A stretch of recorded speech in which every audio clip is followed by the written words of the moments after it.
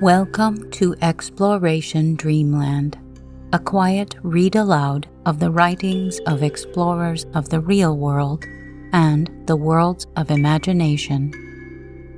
Drop anchor, relax into your comfortable bunk, and drift off to Dreamland with us as we read a lightly edited version of The Last Man by Mary Wollstonecraft Shelley, published in 1826. The book will be read in order, so if you would like to begin at the beginning, please start with Season 4, Episode 54. A quick content warning. This book contains occasional references to plague, pestilence, death, suicidal thoughts and actions, and in one section, brief descriptions of war and pillaging. We will try to include specific warnings in the episode descriptions, but if you prefer to avoid these topics altogether, we recommend re-listening to our previous seasons or rejoining us for our next book. If you would like to stay in touch between episodes, you can follow us on Instagram or Facebook at Exploration Dreamland. If you have a moment to leave us a review on Apple Podcasts, it would help other listeners find us. You can also hear our episodes on YouTube. If you are listening there, please like our episodes and leave a comment for us. We'd love to hear from you. Now, take a deep breath in, and as you exhale, relax any tension in your muscles. Close your eyes, snuggle into your sleeping space, and listen to tonight's tale.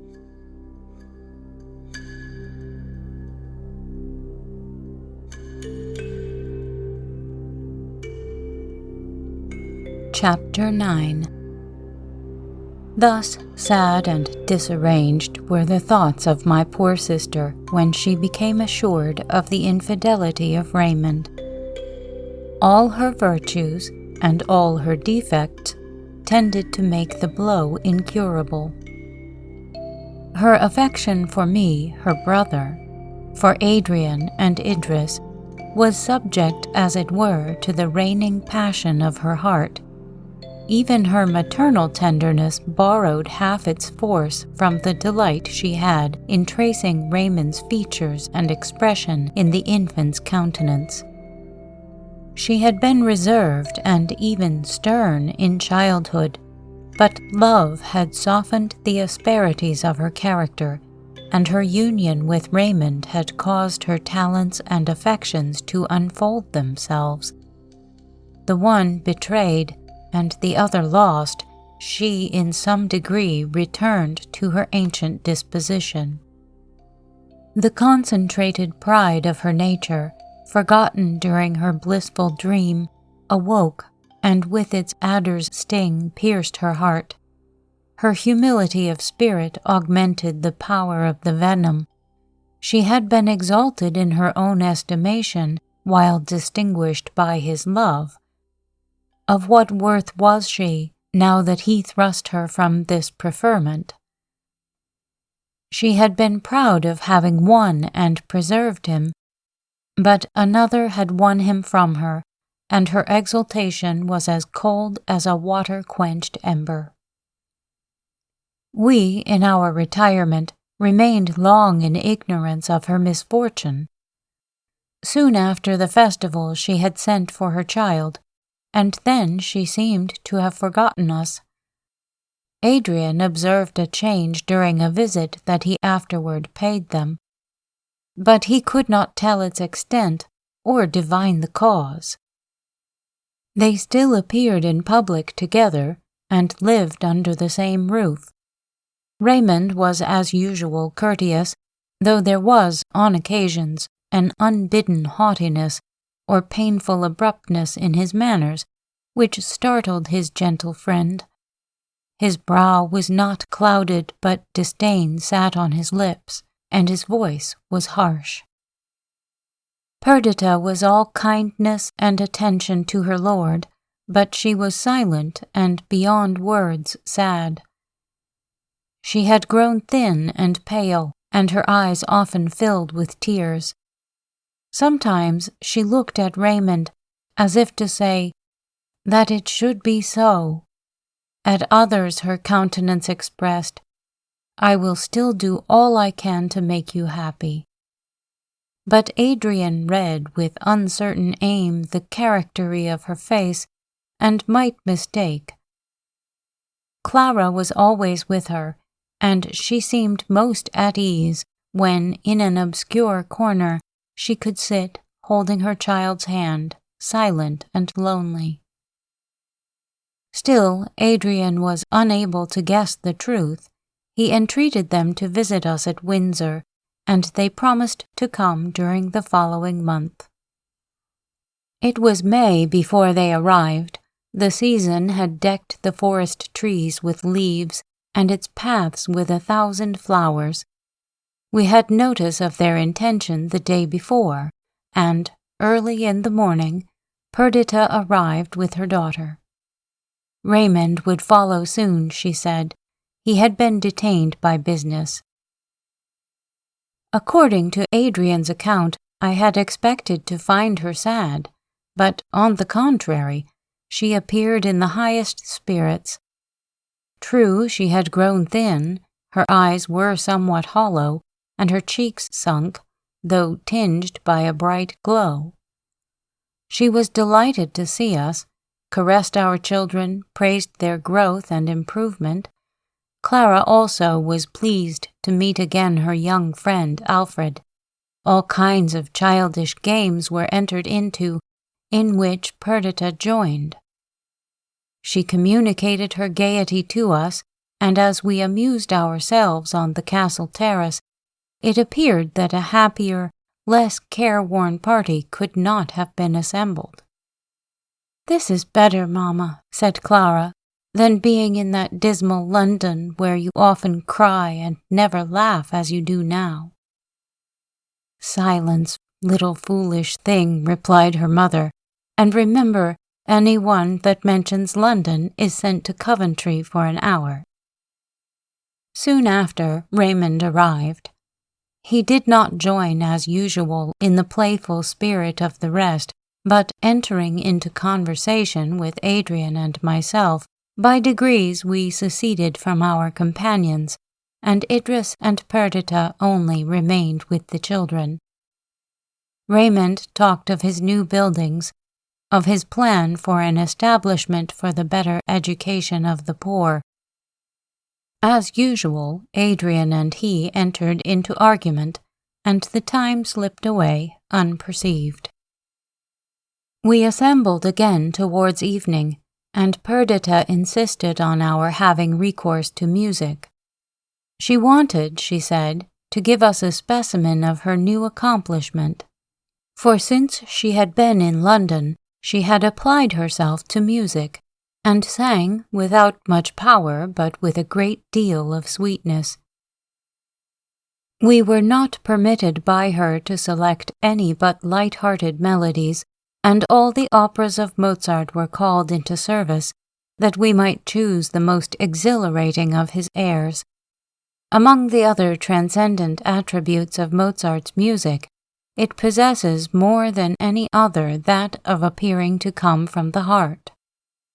You enter into passions expressed by him, and are transported with grief, joy, anger, or confusion, as he, our soul's master, chooses to inspire.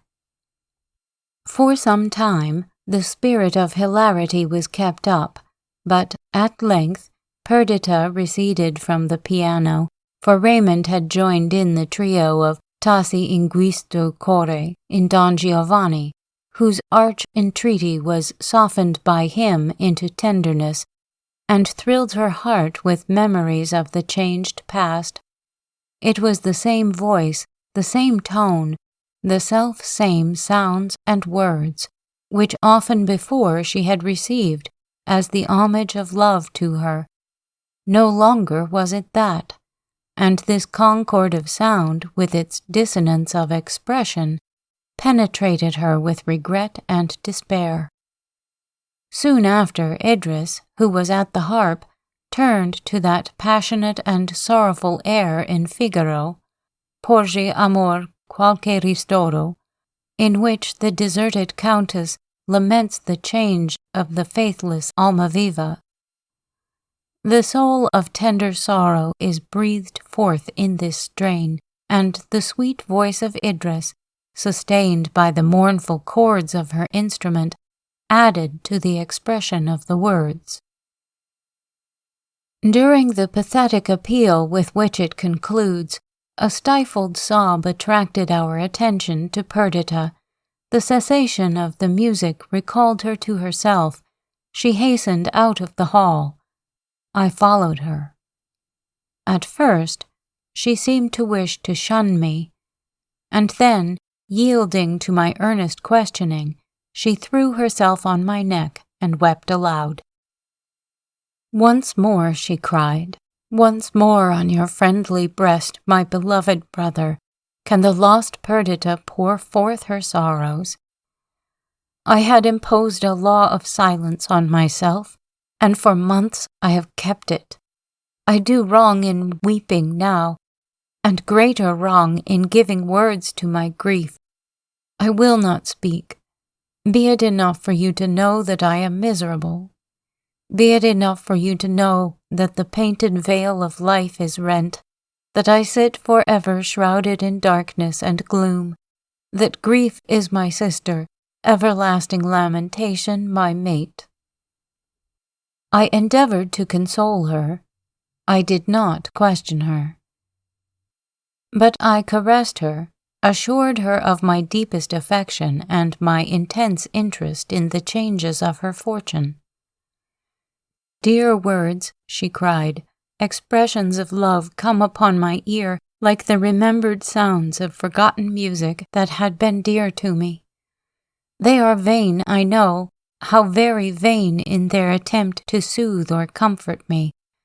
Dearest Lionel, you cannot guess what I have suffered during these long months.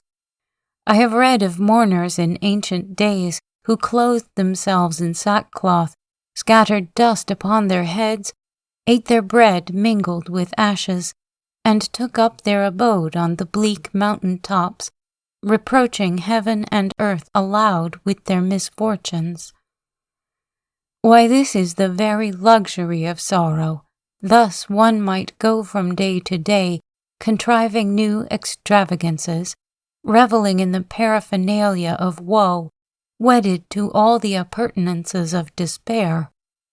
Alas, I must forever conceal the wretchedness that consumes me. I must weave a veil of dazzling falsehood to hide my grief from vulgar eyes, smooth my brow, and paint my lips in deceitful smiles. Even in solitude I dare not think how lost I am, lest I become insane and rave." The tears and agitation of my poor sister had rendered her unfit to return to the circle we had left, so I persuaded her to let me drive her through the park, and during the ride I induced her to confide the tale of her unhappiness to me, fancying that talking of it would lighten the burden, and certain that, if there were a remedy, it should be found and secured to her. Several weeks had elapsed since the festival of the anniversary, and she had been unable to calm her mind, or to subdue her thoughts to any regular train. Sometimes she reproached herself for taking too bitterly to heart that which many would esteem an imaginary evil, but this was no subject for reason, and ignorant as she was of the motives and true conduct of Raymond, things assumed for her even a worse appearance than the reality warranted. He was seldom at the palace, never but when he was assured that his public duties would prevent his remaining alone with Perdita. They seldom addressed each other, shunning explanation, each fearing any communication the other might make. Suddenly, however, the manners of Raymond changed. He appeared to desire to find opportunities of bringing about a return to kindness and intimacy with my sister. The tide of love towards her appeared to flow again. He could never forget how once he had been devoted to her, making her the shrine and storehouse wherein to place every thought and every sentiment. Shame seemed to hold him back, yet he evidently wished to establish a renewal of confidence and affection. From the moment Perdita had sufficiently recovered herself to form any plan of action, she had laid one down, which now she prepared to follow. She received these tokens of returning love with gentleness. She did not shun his company, but she endeavored to place a barrier in the way of familiar intercourse or painful discussion, which mingled pride and shame prevented Raymond from surmounting. He began at last to show signs of angry impatience, and Perdita became aware that the system she had adopted could not continue. She must explain herself to him. She could not summon courage to speak. She wrote thus: "Read this letter with patience, I entreat you. It will contain no reproaches. Reproach is indeed an idle word. For what should I reproach you? Allow me in some degree to explain my feeling. Without that, we shall both grope in the dark, mistaking one another, erring from the path which may conduct, one of us at least, to a more eligible mode of life than that led by either during the last few weeks. I loved you. I love you. Neither anger nor pride dictates these lines, but a feeling beyond, deeper and more unalterable than either. My affections are wounded. It is impossible to heal them. Cease then the vain endeavor, if indeed that way your endeavors tend. Forgiveness, return. Idle words are these. I forgive the pain I endure, but the trodden path cannot be retraced. Common affection might have been satisfied with common usages. I believed that you read my heart and knew its devotion, its unalienable fidelity towards you. I never loved any but you. You came the embodied image of my fondest dreams. The praise of men, power, and high aspirations attended your career. Love for you invested the world for me in enchanted light. It was no longer the earth I trod, the earth, common mother, yielding only trite and stale repetition of objects and circumstances old and worn out. I lived in a temple glorified by intensest sense of devotion and rapture. I walked a consecrated being, contemplating only your power, your excellence. For you stood beside me like my youth, transformed for me the real to a dream, clothing the palpable and familiar with golden exhalations of the dawn. The bloom has vanished from my life. There is no morning to this all-investing night, no rising to the set sun of love. In those days the rest of the world was nothing to me. All other men, I never considered nor felt what they were, nor did I look on you as one of them. Separated from them, exalted in my heart, sole possessor of my affections, single object of my hopes, the best half of myself. Ah, Raymond, were we not happy? Did the sun shine on any who could enjoy its light with purer and more intense bliss? It is not a common infidelity at which I repine. It is the disunion of a whole which may not have parts. It is the carelessness with which you have shaken off the mantle of election with which, to me, you were invested, and have become one among the many. Dream not to alter this. Is not love a divinity because it is immortal? Did not I appear sanctified, even to myself, because this love had for its temple my heart?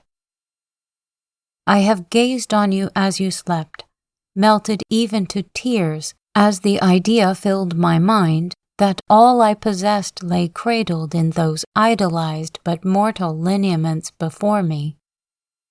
Yet, even then, I have checked thick-coming fears with one thought.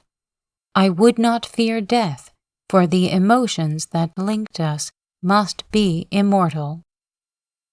And now I do not fear death. I should be well pleased to close my eyes, never more to open them again. And yet I fear it, even as I fear all things.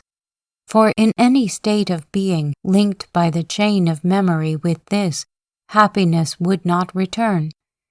Even in paradise, I must feel that your love was less enduring than the mortal beatings of my fragile heart, every pulse of which knells audibly the funeral note of love, deep buried, without resurrection. Yet I love you, yet and forever would I contribute all I possess to your welfare. On account of a tattling world, for the sake of our child, I would remain by you, Raymond, share your fortunes, partake your counsel. Shall it be thus? We are no longer lovers, nor can I call myself a friend to any, since, lost as I am, I have no thought to spare from my own wretched engrossing self. But it will please me to see you each day, to listen to the public voice praising you, to keep up your paternal love for our girl, to hear your voice, to know that I am near you, though you are no longer mine.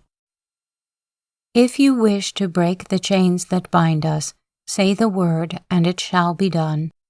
I will take all the blame on myself of harshness or unkindness in the world's eye. Yet, as I have said, I should be best pleased, at least for the present, to live under the same roof with you. When the fever of my young life is spent, when placid age shall tame the vulture that devours me, friendship may come, love and hope being dead. May this be true? Can my soul, inextricably linked to this perishable frame, become lethargic and cold, even as this sensitive mechanism shall lose its youthful elasticity? Then, with lackluster eyes, gray hairs, and wrinkled brow, though now the words sound hollow and meaningless, then, tottering on the grave's extreme edge, I may be your affectionate and true friend, Perdita. Raymond's answer was brief. What indeed could he reply to her complaints, to her griefs which she jealously paled round, keeping out all thought of remedy? Notwithstanding your bitter letter, he wrote, for bitter I must call it, you are the chief person in my estimation, and it is your happiness that I would principally consult. Do that which seems best to you, and if you can receive gratification from one mode of life in preference to another, do not let me be any obstacle. I foresee that the plan which you mark out in your letter will not endure long, but you are mistress of yourself, and it is my sincere wish to contribute as far as you will permit me to your happiness.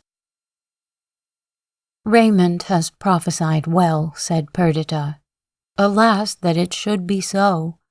Our present mode of life cannot continue long, yet I will not be the first to propose alteration.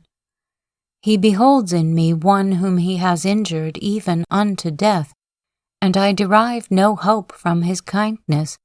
No change can possibly be brought about even by his best intentions. As well might Cleopatra have worn as an ornament the vinegar which contained her dissolved pearl, as I be content with the love that Raymond can now offer me. I own that I did not see her misfortune with the same eyes as Perdita. At all events, methought the wound could be healed, and if they remained together it would be so. I endeavored, therefore, to soothe and soften her mind, and it was not until after many endeavors that I gave up the task as impracticable. Perdita listened to me impatiently, and answered with some asperity, "Do you think that any of your arguments are new to me, or that my own burning wishes and intense anguish have not suggested them all 1,000 times, with far more eagerness and subtlety than you can put into them? Lionel, you cannot understand what woman's love is. In days of happiness, I have often repeated to myself, with a grateful heart and exulting spirit, all that Raymond sacrificed for me. I was a poor, uneducated, unbefriended mountain girl, raised from nothingness by him. All that I possessed of the luxuries of life came from him. He gave me an illustrious name and noble station, the world's respect reflected from his own glory. All this, joined to his own undying love, inspired me with sensations towards him, akin to those with which we regard the giver of life. I gave him love only. I devoted myself to him, imperfect creature that I was. I took myself to task that I might become worthy of him. I watched over my hasty temper, subdued my burning impatience of character, schooled my self-engrossing thoughts, educating myself to the best perfection I might attain, that the fruit of my exertions might be his happiness. I took no merit to myself for this. He deserved it all labor, all devotion, all sacrifice. I would have toiled up a scaleless Alp to pluck a flower that would please him. I was ready to quit you all, my beloved and gifted companions, and to live only with him, for him. I could not do otherwise, even if I had wished, for if we are said to have two souls, he was my better soul, to which the other was a perpetual slave. One only return did he owe me, even fidelity. I earned that, I deserved it. Because I was mountain-bred, unallied to the noble and wealthy, shall he think to repay me by an empty name and station? Let him take them back. Without his love, they are nothing to me. Their only merit in my eyes was that they were his. Thus passionately Perdita ran on. When I adverted to the question of their entire separation, she replied, "Be it so. One day the period will arrive. I know it and feel it. But in this I am a coward. This imperfect companionship and our masquerade of union are strangely dear to me.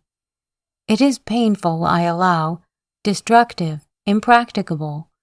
It keeps up a perpetual fever in my veins. It frets my immedicable wound. It is instinct with poison. Yet I must cling to it. Perhaps it will kill me soon, and thus perform a thankful office." In the meantime, Raymond had remained with Adrian and Idris. He was naturally frank. The continued absence of Perdita and myself became remarkable, and Raymond soon found relief from the constraint of months by an unreserved confidence with his two friends. He related to them the situation in which he had found Evgeni. At first, From delicacy to Adrian he concealed her name, but it was divulged in the course of his narrative, and her former lover heard with the most acute agitation the history of her sufferings. Idris had shared Perdita's ill opinion of the Greek, but Raymond's account softened and interested her. Evgeni's constancy, fortitude, even her ill-fated and ill-regulated love were matter of admiration and pity, especially when, from the detail of the events of the 19th of October, it was apparent that she preferred suffering and death to any, in her eyes, degrading application for the pity and assistance of her lover. Her subsequent conduct did not diminish this interest. At first, relieved from famine and the grave, watched over by Raymond with the tenderest assiduity, with that feeling of repose peculiar to convalescence, Evgeni gave herself up to rapturous gratitude and love. But reflection returned with health. She questioned him with regard to the motives which had occasioned his critical absence. She framed her enquiries with Greek subtlety. She formed her conclusions with the decision and firmness peculiar to her disposition. She could not divine that the breach which she had occasioned between Raymond and Perdita was already irreparable. But she knew that under the present system it would be widened each day, and that its result must be to destroy her lover's happiness and to implant the fangs of remorse in his heart.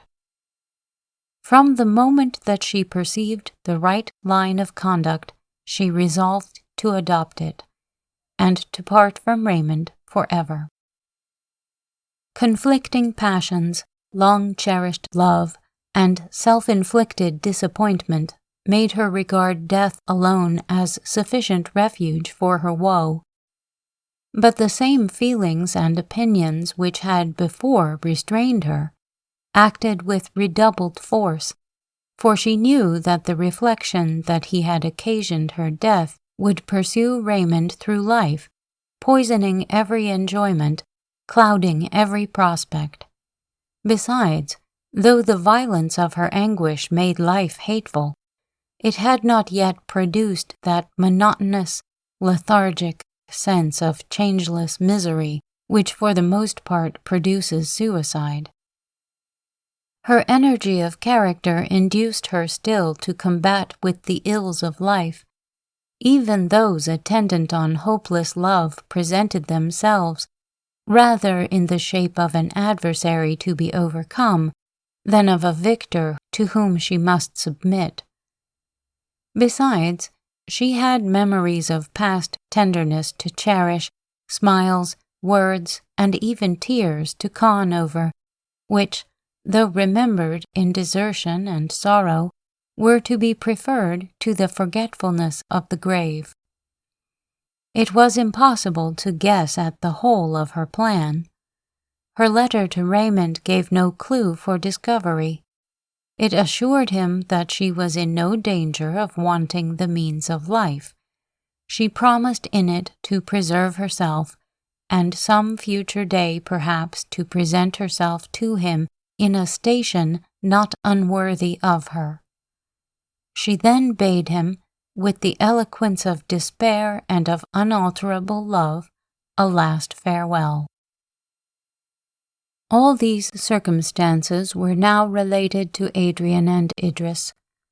Raymond then lamented the cureless evil of his situation with Perdita. He declared, notwithstanding her harshness, he even called it coldness, that he loved her. He had been ready once with the humility of a penitent and the duty of a vassal to surrender himself to her, giving up his very soul to her tutelage, to become her pupil, her slave, her bondsman. She had rejected these advances, and the time for such exuberant submission, which must be founded on love and nourished by it, was now past. Still all his wishes and endeavors were directed towards her peace, and his chief discomfort arose from the perception that he exerted himself in vain. If she were to continue inflexible in the line of conduct she now pursued, they must part. The combinations and occurrences of this senseless mode of intercourse were maddening to him, yet he would not propose the separation. He was haunted by the fear of causing the death of one or other of the beings implicated in these events, and he could not persuade himself to undertake to direct the course of events, lest, ignorant of the land he traversed, he should lead those attached to the car into irremediable ruin. After a discussion on this subject, which lasted for several hours, he took leave of his friends and returned to town, unwilling to meet Perdita before us, conscious, as we all must be, of the thoughts uppermost in the minds of both. Perdita prepared to follow him with her child. Idris endeavored to persuade her to remain. My poor sister looked at the counselor with affright. She knew that Raymond had conversed with her. Had he instigated this request? Was this to be the prelude to their eternal separation? I have said that the defects of her character awoke and acquired vigor from her unnatural position. She regarded with suspicion the invitation of Idris. She embraced me as if she were about to be deprived of my affection also, calling me her more than brother, her only friend, her last hope. She pathetically conjured me not to cease to love her, and with increased anxiety she departed for London, the scene and cause of all her misery. The scenes that followed convinced her that she had not yet fathomed the obscure gulf into which she had plunged. Her unhappiness assumed every day a new shape. Every day some unexpected event seemed to close, while in fact it led onward, the train of calamities which now befell her. The selected passion of the soul of Raymond was ambition. Readiness of talent, a capacity of entering into and leading the dispositions of men, earnest desire of distinction, were the awakeners and nurses of his ambition. But other ingredients mingled with these and prevented him from becoming the calculating, determined character which alone forms a successful hero. He was obstinate, but not firm, benevolent in his first movements, harsh and reckless when provoked. Above all, he was remorseless and unyielding in the pursuit of any object of desire, however lawless. Love of pleasure and the softer sensibilities of our nature made a prominent part of his character, conquering the conqueror, holding him in at the moment of acquisition, sweeping away ambition's web, making him forget the toil of weeks for the sake of one moment's indulgence of the new and actual object of his wishes. Obeying these impulses, he had become the husband of Perdita. Egged on by them, he found himself the lover of Evgeni. He had now lost both. He had neither the ennobling self-gratulation, which constancy inspires, to console him, nor the voluptuous sense of abandonment to a forbidden but intoxicating passion. His heart was exhausted by the recent events. His enjoyment of life was destroyed by the resentment of Perdita and the flight of Evgeni, and the inflexibility of the former set the last seal upon the annihilation of his hopes. As long as their disunion remained a secret, he cherished an expectation of reawakening past tenderness in her bosom. Now that we were all made acquainted with these occurrences, and that Perdita, by declaring her resolves to others, in a manner pledged herself to their accomplishment, he gave up the idea of reunion as futile, and sought only, since he was unable to influence her to change, to reconcile himself to the present state of things. He made a vow against love and its train of struggles, disappointment, and remorse, and sought in mere sensual enjoyment a remedy for the injurious inroads of passion. Debasement of character is the certain follower of such pursuits. Yet this consequence would not have been immediately remarkable if Raymond had continued to apply himself to the execution of his plans for the public benefit and the fulfilling his duties as protector. But, extreme in all things, given up to immediate impressions, he entered with ardor into this new pursuit of pleasure, and followed up the incongruous intimacies occasioned by it without reflection or foresight. The council chamber was deserted. The crowds which attended on him as agents to his various projects were neglected. Festivity and even libertinism became the order of the day.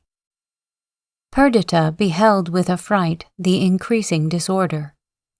For a moment she thought that she could stem the torrent, and that Raymond could be induced to hear reason from her. Vain hope! The moment of her influence was past. He listened with haughtiness, replied disdainfully, and, if in truth she succeeded in awakening his conscience, the sole effect was that he sought an opiate for the pang in oblivious riot. With the energy natural to her, Perdita then endeavored to supply his place. Their still apparent union permitted her to do much, but no woman could, in the end, present a remedy to the increasing negligence of the protector, who, as if seized with a paroxysm of insanity, trampled on all ceremony, all order, all duty, gave himself up to license. Reports of these strange proceedings reached us, and we were undecided what method to adopt to restore our friend to himself and his country, when Perdita suddenly appeared among us. She detailed the progress of the mournful change, and entreated Adrian and myself to go up to London and endeavor to remedy the increasing evil. "Tell him," she cried, "tell Lord Raymond that my presence shall no longer annoy him, that he need not plunge into this destructive dissipation for the sake of disgusting me and causing me to fly. This purpose is now accomplished. He will never see me more. But let me, it is my last entreaty, let me, in the praises of his countrymen and the prosperity of England, find the choice of my youth justified." During our ride up to town, Adrian and I discussed and argued upon Raymond's conduct and his falling off from the hopes of permanent excellence on his part, which he had before given us cause to entertain.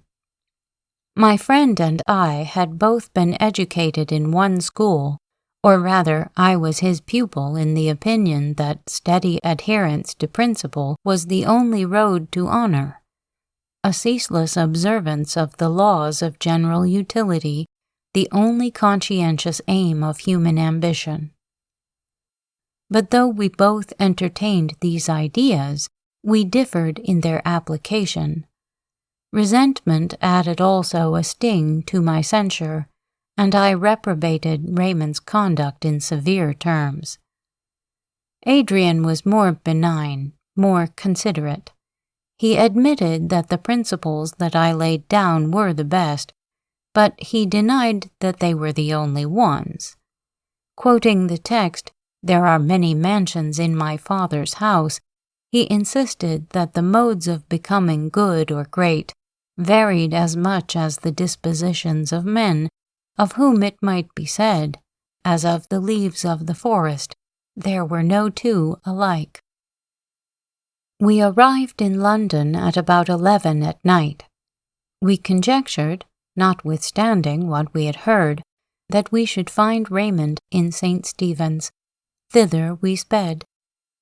The chamber was full, but there was no protector, and there was an austere discontent manifest on the countenances of the leaders, and a whispering and busy tattle among the underlings, not less ominous. We hastened to the palace of the Protectorate. We found Raymond in his dining room with 6 others.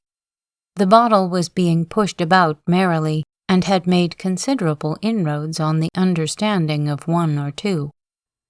He who sat near Raymond was telling a story which convulsed the rest with laughter. Raymond sat among them, though while he entered into the spirit of the hour, his natural dignity never forsook him. He was gay, playful, fascinating, but never did he overstep the modesty of nature or the respect due to himself in his wildest sallies. Yet I own that, considering the task which Raymond had taken on himself as protector of England and the cares to which it became him to attend, I was exceedingly provoked to observe the worthless fellows on whom his time was wasted, and the jovial, if not drunken, spirit which seemed on the point of robbing him of his better self. I stood watching the scene, while Adrian flitted like a shadow in among them and, by a word and look of sobriety, endeavored to restore order in the assembly. Raymond expressed himself delighted to see him, declaring that he should make one in the festivity of the night. This action of Adrian provoked me. I was indignant that he should sit at the same table with the companions of Raymond, men of abandoned characters, or rather without any, the refuse of high-bred luxury, the disgrace of their country. "Let me entreat Adrian," I cried, "not to comply, rather join with me in endeavoring to withdraw Lord Raymond from this scene and restore him to other society." "My good fellow," said Raymond, "this is neither the time nor place for the delivery of a moral lecture. Take my word for it that my amusements and society are not so bad as you imagine. We are neither hypocrites or fools. For the rest, dost thou think because thou art virtuous there shall be no more cakes and ale?" I turned angrily away. "Verney," said Adrian, "you are very cynical. Sit down, or if you will not, perhaps, as you are not a frequent visitor, Lord Raymond will humor you and accompany us, as we had previously agreed upon, to Parliament." Raymond looked keenly at him. He could read benignity only in his gentle lineaments. He turned to me, observing with scorn my moody and stern demeanor. "Come," said Adrian, "I have promised for you. Enable me to keep my engagement. Come with us." Raymond made an uneasy movement and laconically replied, "I won't." The party, in the meantime, had broken up. They looked at the pictures, strolled into the other apartments, talked of billiards, and one by one vanished. Raymond strode angrily up and down the room. I stood ready to receive and reply to his reproaches. Adrian leaned against the wall. "This is infinitely ridiculous," he cried. "If you were schoolboys, you could not conduct yourselves more unreasonably." "You do not understand," said Raymond. "This is only part of a system, a scheme of tyranny to which I will never submit. Because I am protector of England, am I to be the only slave in its empire? My privacy invaded, my actions censured, my friends insulted? But I will get rid of the whole together. Be you witnesses." And he took the star, insignia of office, from his breast and threw it on the table. "I renounce my office, I abdicate my power, Assume it who will." "Let him assume it," exclaimed Adrian, "who can pronounce himself, or whom the world will pronounce, to be your superior. There does not exist the man in England with adequate presumption. Know yourself, Raymond, and your indignation will cease, your complacency return. A few months ago, whenever we prayed for the prosperity of our country or our own, we, at the same time, prayed for the life and welfare of the Protector as indissolubly linked to it. Your hours were devoted to our benefit. Your ambition was to obtain our commendation. You decorated our towns with edifices. You bestowed on us useful establishments. You gifted the soil with abundant fertility. The powerful and unjust cowered at the steps of your judgment seat, and the poor and oppressed arose like morn-awakened flowers under the sunshine of your protection. Can you wonder that we are all aghast and mourn when this appears changed? But come, this splenetic fit is already past. Resume your functions. Your partisans will hail you, your enemies be silenced. Our love, honor, and duty will again be manifested towards you.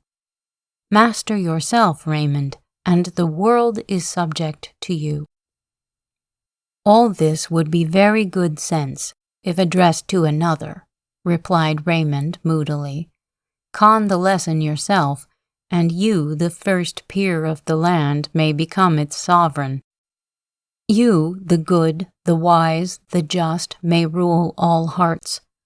But I perceive, too soon for my own happiness, too late for England's good, that I undertook a task to which I am unequal. I cannot rule myself. My passions are my masters, my smallest impulse my tyrant. Do you think that I renounced the protectorate, and I have renounced it, in a fit of spleen?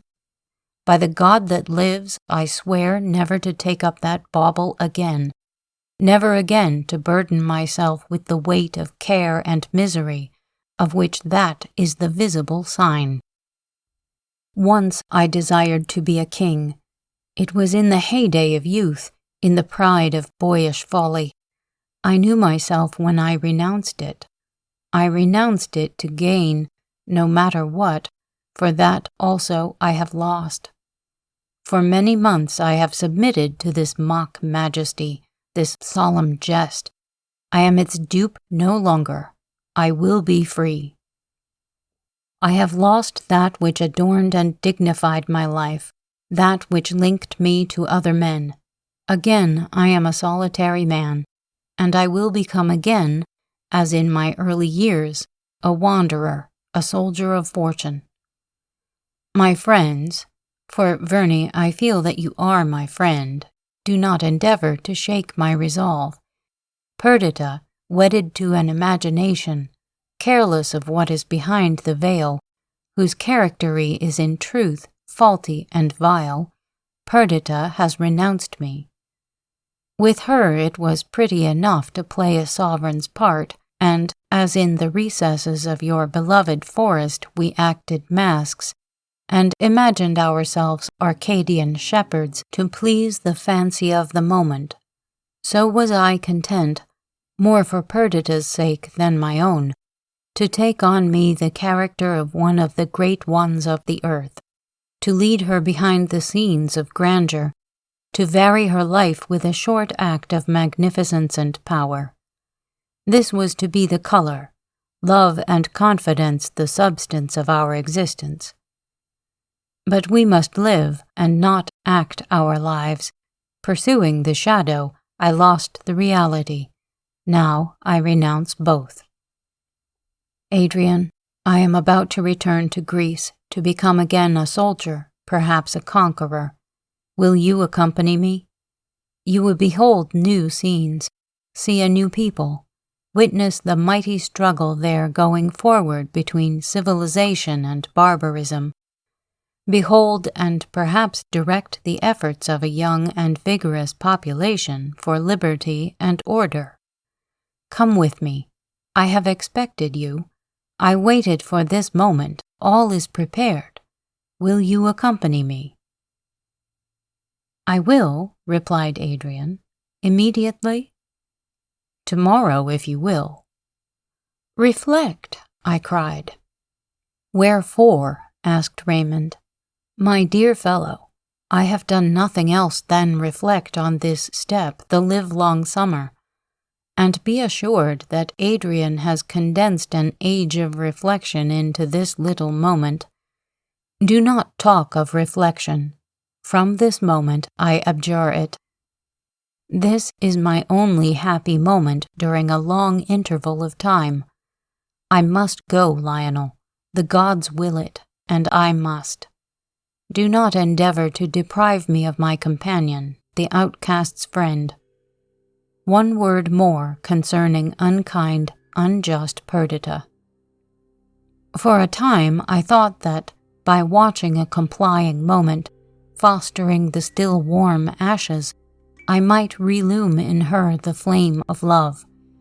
It is more cold within her than a campfire left in wintertime, the spent embers crowned by a pyramid of snow. Then, in endeavoring to do violence to my own disposition, I made all worse than before. Still, I think that time, and even absence, may restore her to me. Remember that I love her still, that my dearest hope is that she will again be mine. I know, though she does not, how false the veil is which she has spread over the reality. Do not endeavor to rend this deceptive covering, but by degrees withdraw it. Present her with a mirror, in which she may know herself, and when she is an adept in that necessary but difficult science, she will wonder at her present mistake and hasten to restore to me what is by right mine, her forgiveness, her kind thoughts, her love.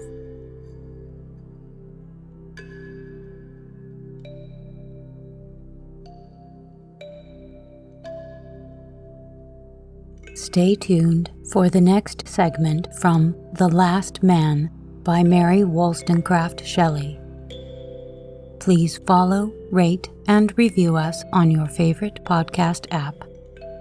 Keep in touch with us on Instagram, Facebook, or YouTube, and recommend us to anyone you know who could use a quiet break or a little help falling asleep. Exploration Dreamland is produced, edited, and hosted by me, Sarah Van Zaley. A big thank you to Project Gutenberg for helping me find many interesting publications. Thanks also to Kevin MacLeod at incompetech.com for providing the theme music for this show. The title of this piece is Kalimba Relaxation Music, if you would like to visit his website to hear it in its entirety. Sweet dreams.